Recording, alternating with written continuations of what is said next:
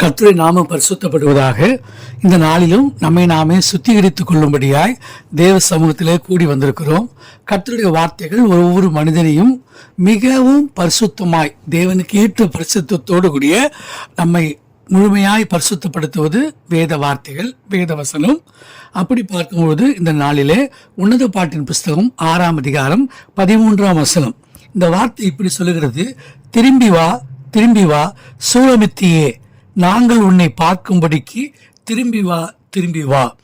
சூலமித்தியில் நீங்கள் என்னத்தை பார்க்கிறீர்கள்? அவள் 2 சேனையின் கூட்டத்துக்கு சமானமானவள்.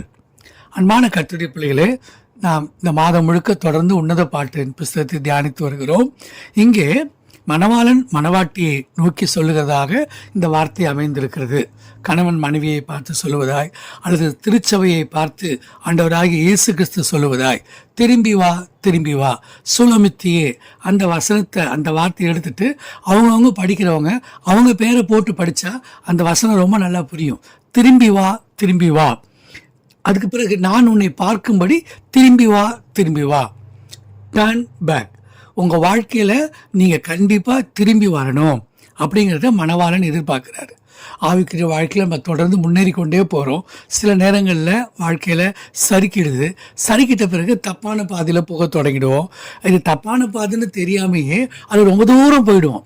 ரொம்ப தூரம் போன பிறகு தான், ஆகா நம்ம போன பாதை தப்பு, இனி நம்ம திரும்பி வா அப்படின்னு கூப்பிட்டா, இல்லைங்க நான் இவ்வளோ தூரம் நான் தாண்டி வந்துட்டேன், இனிமேல் எங்கெங்க நான் திரும்பி வர்றது அப்படின்னு சொல்லி நம்ம மலைச்சு நிற்போம். அப்படி ஆவிக்குரிய வாழ்க்கையில் ஒரு கர்த்தருடைய பிள்ளை கூட மலைச்சு நிற்கவே வேண்டாம்.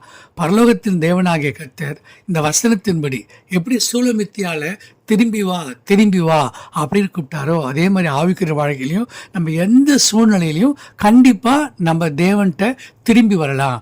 ஏன்னா தேவன்கிட்ட திரளான மீட்பு இருக்குது, திரளான மன்னிப்பு இருக்குது. அந்த விசுவாசம் நம்ம ஆரம்பத்தில் கொண்டிருந்த ஆதி அன்பை கர்த்தர் நமக்கு நிச்சயமாக நினைவு கூறுவார். கர்த்தர்கிட்ட நம்ம திரும்பி வந்தால் இன்னைக்கு நம்ம திரள் சேனையின் 2 கூட்டத்துக்கு சமமான ஒரு பலனை நம்ம பெற்றுக்கொள்ளலாம். சத்துரு என்ன பண்ணுவான்னா, நீ இனிமேல் திரும்பி வராத, அது திருப்பி போனால் இயேசுநாதர் உன்னை சேர்த்துக்க மாட்டார். அன்பு தானே, அன்பு உடஞ்சி போச்சுன்னா திரும்ப ஒட்ட வைக்க முடியாது.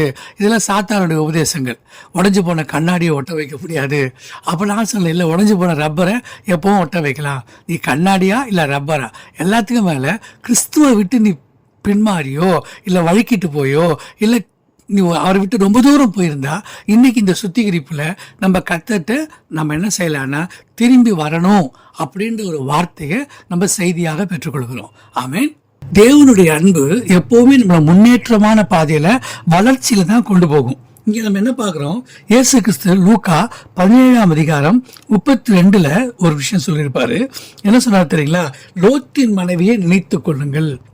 ஏன்னா அந்த லோத்தின் மனைவி என்ன பண்ணுச்சுன்னா, சோதோம்குமார பட்டணத்தை விட்டு வெளியே வரும்போது அந்த பட்டணத்தை திரும்பி பார்க்காத அப்படின்னு சொன்னா, அது என்ன பண்ணுச்சு? திரும்பி பார்த்தது. திரும்பி பார்த்ததால என்ன ஆயிடுச்சுன்னா உப்பு தூணா மாறிடுச்சு. பைபிளில் எவ்வளோ பெண்களுக்கு பேர் இருக்குது, ஆனால் இந்த லோத்தின் மனைவிக்கு பேர் கிடையாது. லோத்துவின் மனைவின்னு தான் போட்டிருக்க தவிர அந்த அம்மாவோட பேர் என்னன்னு போடல. இந்த அம்மா பண்ண பாவம் என்ன? திரும்பி பார்த்ததால உப்பு தூணாயிட்டாங்க. எப்பவுமே பழைய வாழ்க்கையை திரும்பி பார்த்தோம்னா பழைய சிந்தனை, பழைய பேச்சு அது என்ன பண்ணும்? பழைய பாவ வாழ்க்கைக்கு கொண்டு போயிடும்.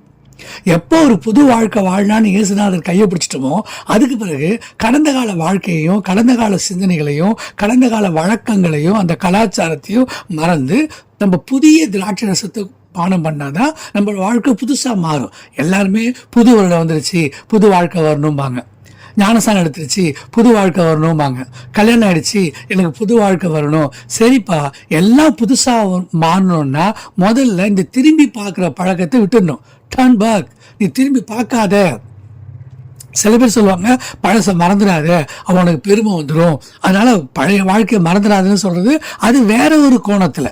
நான் சொல்றது, விட்டுட்டு வந்ததை திரும்ப பார்த்தா என்ன ஆகும் தெரியுமா? அந்த பழைய சிந்தனை, பழைய பேச்சு அது எல்லாமே நம்மளும் வாழ்க்கையும் உப்பு தூணா மாறிடுறோம்.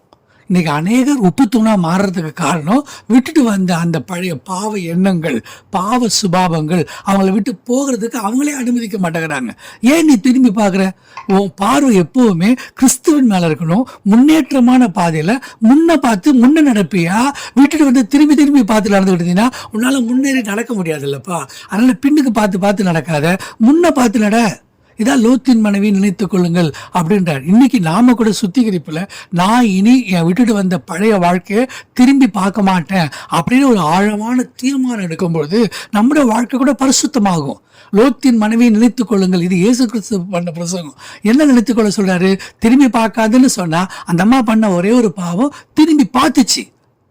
ஸோ இன்னைக்கு நம்ம பழைய வாழ்க்கையை திரும்பி பார்க்காம இருக்க கத்துக்கணும். ஏன் மணவாளனாகிய கர்த்தர் இயேசு தன்னுடைய திருச்சபையை தான் கிட்ட திரும்பி வரணும்னு கூப்பிடுறாரு அப்படின்னா, அவரு கள்ளங்கபடி இல்லாத தூய அன்பினால தேவன் இந்த மக்களை அதிகமா நேசிச்சிட்டாரு. அதனால நீ சாத்தானுடைய போய் பேச்சை கேட்டு நீ என்னை விட்டு ரொம்ப தூரம் போயிடாத, என்கிட்ட எவ்வளவு தூரம் போயிருந்தாலும் பரவாயில்ல, என்கிட்ட திரும்பி வான்னு கர்த்தர் கூப்பிடுறாரு. அன்பு கொஞ்சம் அதிகமாகும் போது அது என்ன ஆகுதுன்னா இச்சையா மாறுது. அன்புக்கு ரொம்ப பொறுமையும் நிதானமும் வேணும். ஆனால் அன்பு எப்போ ஒரு மனுஷனுக்கு லஸ்டாக மாறுது, லவ் வந்து லஸ்டாக மாறுற இடம் ரொம்ப ஓவராக தீவிரமாக நான் அன்பு காட்டுறேன், ரொம்ப நேசிக்கிறேன், அது எல்லாமே இருக்க முடியாதுன்னு சொல்லி தேவனுடைய அன்புல மனுஷனுடைய அன்பு கலக்கக்கூடாது. மனுஷ அன்புக்கு வேற மாதிரி நடக்கும், தேவ அன்பு வேற மாதிரி நடக்கும்.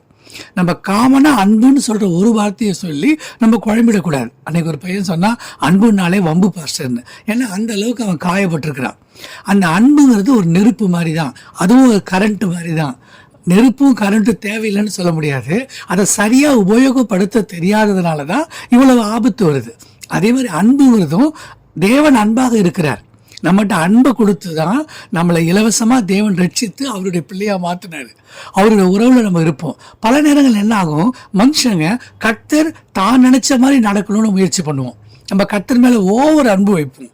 அன்பு ஒரு லிமிட், எல்லாத்துக்கும் ஒரு எல்லை கோடு இருக்குது. அன்பு வந்து அந்த எல்லை கோடு தாண்டும் போது இச்சையா மாறுது. இச்சைன்னா வேற ஒன்றும் இல்லை, தீவிரமான வெறி. அன்பு என்பது பொறுமையா நிதானமா காட்டப்படுகிற ஒரு உணர்ச்சி. இச்சை என்பது அதை விட ரொம்ப தீவிரமா, ரொம்ப அதிகமா, ரொம்ப வேகமா, அது ரொம்ப இச்சை வந்து எல்லா பாவத்துக்கும் அடிப்படை. அந்த இச்சை வர்றதுனாலதான் அவங்க மனுஷங்களுடைய அன்பை வெறுத்துட்டு போயிடுறாங்க. இந்த இச்சை என்ன ஆகுது, அதுக்கு கொஞ்ச நாள் கழிச்சு நான் நினைச்ச மாதிரி இவர் நடக்கலைன்னு சொல்லி அவர் மேல வெறுப்பு வந்துடுது. அது வந்து ஹர்ட் அப்படின்னு சொல்லுவாங்க. ஹர்ட், ஒருத்தர் நான் உன்னை வெறுக்கிறேன், ஒரு காலத்துல நீ இல்லைன்னா நான் செத்துருவேன்னவங்க இப்போ உன்னை பார்த்தா செத்துருவேங்கிற அளவுக்கு வெறுப்பு ஏன் வந்துச்சு? அன்பை நீ தவறா செயல்படுத்துறதுனாலதான் உனக்கு வெறுப்பு வந்துச்சு. எல்லாத்துக்கும் மேல பழி வாங்குகிற உணர்ச்சிகள் வரும். அவங்ககிட்டயே அன்பா பழகி, அவங்ககிட்டயே சாப்பிட்டு, அவங்களோட ஒன்னா வாழ்ந்துட்டு கடைசியில் அவங்களே கொலை பண்ற அளவுக்கு போயிடும். அந்த அளவுக்கு ரொம்ப கோபமும் பழி வாங்குற உணர்ச்சிகளும் எதனால வருதுன்னா, அது தான் நினைச்ச மாதிரி இச்சை, அந்த இச்சை வெறுப்பா மாறிச்சு. வெறுப்பு தான் பழிவாங்குற உணர்ச்சி ஆச்சு. இப்போ இது எல்லாமே கெட்டதுல இருந்து வந்துச்சா நல்லதுல இருந்து வந்துச்சானா நல்லதுல இருந்து தான் வந்துச்சு. அன்பு என்பது நல்ல ஒரு உணர்ச்சி. அந்த உணர்ச்சி கோடு தாண்டும் பொழுது, அந்த எல்லை மீறும் பொழுது இச்சையா மாறுது, பழிவாங்குற உணர்ச்சியா மாறுது, வெறுப்பா மாறுது. பைபிள் வசனம் போடுறது, விரும்பின விருப்பத்தை பார்க்கிலும் வெறுத்த வெறுப்பு அதிகமாக இருந்தது அப்படின்னு போட்டிருக்கோம். அப்போ இவங்க ஏன் அன்பு காட்டின நேரத்தை விட வெறுக்கிற நேரத்தில் ஓவரா வெறுக்கிறாங்கன்னா, இவங்க அன்பை தவறான விதத்தில் பயன்படுத்துகிறாங்க. எப்படி நெருப்பை தவறாக பயன்படுத்தக்கூடாது, கரண்ட்டை தவறான விதத்தில் பயன்படுத்தக்கூடாது, பணத்தை தவறான விதத்தில் பயன்படுத்தக்கூடாது, அதே மாதிரி அன்பையும் தவறான விதத்தில் பயன்படுத்தப்படும் போது அது மிகப்பெரிய பாவத்துக்குள்ளே போய் சிக்கிக்கிறாங்க. அன்புல எல்லாம் என்ன சொல்றாங்க, என்ன காயப்பட்டுட்டேன்றாங்க. ஏன் நீ காயப்பட்ட? நீ அதை சரியானபடி பயன்படுத்த தெரியல. அன்பு வந்து துரோகமா மாறிடுச்சு அப்படின்றாங்க. ஏன் அது துரோகமா மாறிச்சு? அதை நீ சரியானபடி பயன்படுத்த தெரியல. அந்த அன்பு என்றால் என்ன? அந்த அன்பை பத்தி பைபிள்ல 1 கொரிந்தியர் 13ஆம் அதிகாரத்துல தேவன் தெளிவா எழுதியிருக்காரு. ஒவ்வொரு வசனமா வார்த்தையா அன்புக்கு ஒரு வார்த்தை சொல்லல, பைபிள் ஒரு அதிகாரமே சொல்லிடுச்சு. அப்ப அதை வாசித்து அதன்படி நம்ம அன்பா நடந்தோம்னா நிச்சயமா நம்ம தேவனை நோக்கி திரும்பி வர்றதுக்கு எந்த தடைகளுமே இல்லை. எத்தனை சூழ்நிலைகள் மாறினாலோ, மனிதர்கள் மாறினாலோ, வாழ்க்கை மாறினாலோ மாறாத ஒண்ணுதான் அந்த அன்பு. அப்ப 2 பேரு தான் அந்த அன்பை காட்டி புரிந்து கொள்ளணுங்கிறப்ப அதை நம்ம சரியா புரிஞ்சுக்கிட்டு அந்த அன்பை பற்றிய நல்ல ஒரு விளக்கத்தை தெரிஞ்சுக்கிட்டா, ஒரு மெச்சூர்டா ஒரு முதிர்ச்சி வந்துச்சுன்னா நம்ம எந்த நிலையிலும் திரும்பி வந்துடலாம். வேதத்தில் பார்த்தீங்கன்னா ஏசாயாவில் கர்த்தர் சொல்லுவார், உன் மீறுதல்களை விட்டு திரும்பு, மறுபடியும் உன்னுடைய பாவ வாழ்க்கையை விட்டு திரும்பு. நீ எந்த சூழ்நிலையிலையும் நிறைய பேர் பண்ணுற தப்பு என்னன்னா, அவங்க மேலே இருக்கிற தவறுகளை உணர்ந்து மன்னிப்பு கேட்டு தான் திருந்தணும், தான் மாறணும், தான் தன்னை மாற்றிக்கணும் அப்படின்ற எண்ணம் உணர்வு எந்த மனுஷனுக்குள்ள வருதோ அவங்க எந்த நிலையிலிருந்து கர்த்தர்ட்ட திரும்பி வந்துடலாம். இங்கே அதை தான் நம்ம பார்க்குறோம். யோவேல் 2:12-13 இதெல்லாம் பார்த்தீங்கன்னா முழு இருதயத்தோடும் திரும்புகிறப்ப அறகுற மனையோட திரும்பக்கூடாது. அப்புறம் இருதயத்தை கிழித்து அப்படின்னு போட்டிருக்குது. பழைய காரியங்கள் எல்லாத்தையும் இருதயத்தை எப்படிங்க கிழிச்சிட்டு நம்ம திரும்பி வர்றது கொஞ்சம் பெயின்ஃபுல் தான். ஒருவேளை நம்மள்ட்ட தவறு இருந்தாலும் குறைவுகள் இருந்தாலும் எல்லாத்தையும் மன்னித்து மறந்து நீங்கள் மறுபடியும் போய் பழகும்போது அந்த முந்தின அன்பு மாதிரி இருக்காது அப்படின்லாம் சொல்லுவாங்க. அப்படிலாம் கிடையாது. மனம் திரும்பி வரும்போது நாளுக்கு நாள் அந்த அன்பு முந்தின அன்பை விட அதிக ருசி உள்ளதாக இருக்கும். உலக மக்கள் சொல்லுவாங்க பழக பழக பாலும் புளிக்கும்னு. ஆனால் பைபிள் என்ன சொல்லுதுன்னா, நீ பழக பழக அது இன்னும் இனிக்கும். அது புளிக்கிற அன்பு அல்ல, புளிச்சு போகிற அன்பு அல்ல, தித்திப்பான அன்பை தான் தேவன் கொடுக்குறார். அதனால் எந்த சூழ்நிலை வேணாலும் சத்துருடைய பொய்யான வார்த்தைகளையும் உலகம் சொல்கிற அந்த பழமொழிகளையும் நம்பாமல் வேதம் சொல்கிற வார்த்தையின் மேலே நம்பிக்கை வச்சு இன்றைக்கி நான் கர்த்தர்ட்ட திரும்பி வருவேன். திரும்பி வந்தால் கர்த்தர் கண்டிப்பாக என்ன இன்னைக்கு அவருடைய சமூகத்தில் சேர்த்துப்பாரு. சுலமித்தியே என்கிட்ட திரும்பி வா அப்படின்னு கர்த்தர் சொல்கிறாரு. உங்கள் எண்ணங்களில் நீங்கள் கர்த்தர்கிட்ட திரும்பி வாங்க, பேச்சில் கர்த்தர்கிட்ட திரும்பி வாங்க. கர்த்தருக்கு எதெல்லாம் பிடிக்காத விஷயம்னு நமக்கே தெரியும். எப்போ ஒரு மனுஷனை விட்டு தேவ பிரசன்னம் நீங்குதோ அப்போவே அவன் பாவத்தில் விழுந்துட்டான்னு அர்த்தம்.